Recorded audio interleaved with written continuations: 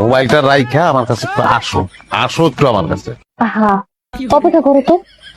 জানো কি মজার নিউজ দেখতেছে আমি ফেসবুকের মধ্যে? এগুলি দাও, কেডা পলায় গেছে, কেডা খুন হইছে, এইসব নেগেটিভ জিনিস দেখতে থাকো, আমার দেখানোর দরকার নাই। মন্দায় কইতাস রাউটার গেলাম। রাউটার ভাঙলে কিন্তু তোমারই লস। তোমার টাকা দেয় এমবি কিনা কিন্তু আমি ঠিকই নিউজ দেখি। জি না, আমার অত টাকা হয় নাই যে তোমার এমবি কিনার লিগে আমি টাকা পাঠাবো। আমি হাসা হাসা এখন রাউটার ভাঙবো। মন্দায় কইতাছে ওয়ালের লগে মাথা পাই, টিনের ঘর ওয়াল পাবো কইছি। ঠাডা ফালাও আল্লাহ, ঠাডা ফালাও। শীতের মধ্যে ঠাডা পড়ে না। আল্লাহ চাইলে সব সময় পরে, তাইবা না দিলে না। ঘুমাইলাম, আমি ঘুমাইলাম। ঘুমাও তো, বিরক্ত করো না। Good night.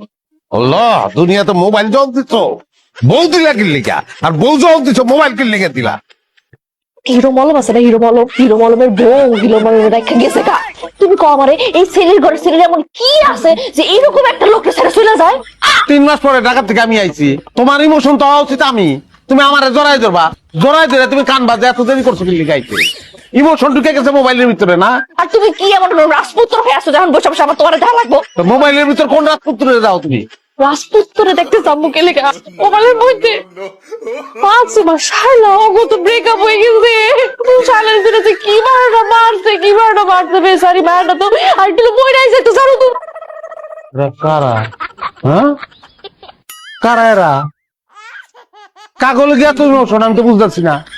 এরা কি আমাকে আত্মীয় স্বজন, পরিচিত কেউ? আমি তো কোনোভাবেই বুঝতেছি না। আমি ঢাকা শহরে মাথার কাম পায়ে ফেলাইয়া আমি রোজগার করি, টাকা পাঠাই বাড়িতে, আর ইমোশন ব্যস্ত তোমরা মোবাইলের ভিতরে।